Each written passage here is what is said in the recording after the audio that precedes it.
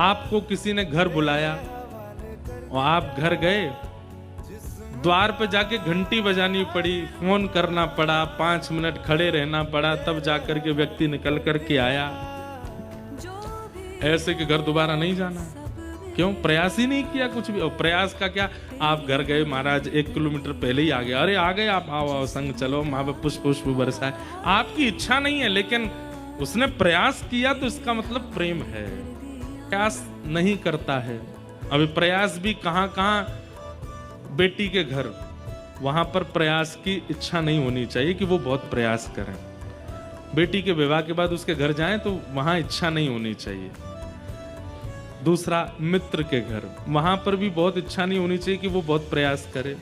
गुरु के घर और पिता के घर, इसके अलावा जो भी संबंध है वहां पर तो प्रयास दिखना चाहिए। सामने वाला प्रयास कर रहा है तो ही उसके पास ज्यादा जाइए, लेकिन वो प्रयास नहीं करता, वहां से अपनी फिर थोड़ी दूरी बनाइए। आओ नहीं, आदर नहीं, नहीं नैनन प्रेम, तुलसी तहां ना जाइए, चाहे कंचन बरसे मेघ।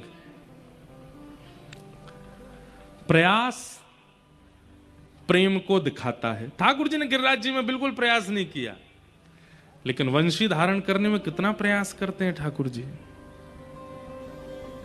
प्रयास से प्रेम निर्धारित होता है। आज की भाषा में बोलते हैं एफर्ट्स, कौन कितने लगाता है, उससे प्रेम का पैरामीटर पता चलता है। एफर्टलेस है व्यक्ति, तो इसका मतलब प्रेम नहीं करता।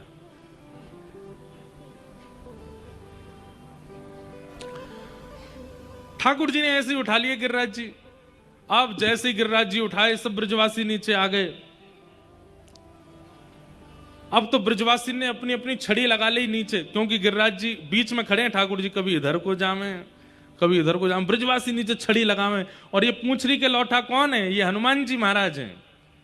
हनुमान जी महाराज गिरिराज जी में ही रहते हैं। द्वापर युग में ठाकुर जी की कृष्ण लीला का दर्शन करने हनुमान जी गिरिराज जी में रहते हैं। ठाकुर जी जब गिरिराज जी पर गैया चराने जाते हैं तो हनुमान जी को देख करके ठाकुर जी कहते हैं, आप बड़े पहलवान हो, हमको कुछ साल बाद कंस से युद्ध करना है, थोड़ी पहलवानी सिखाओ। तो हनुमान जी महाराज ठाकुर जी को वहां पहलवानी सिखाते हैं।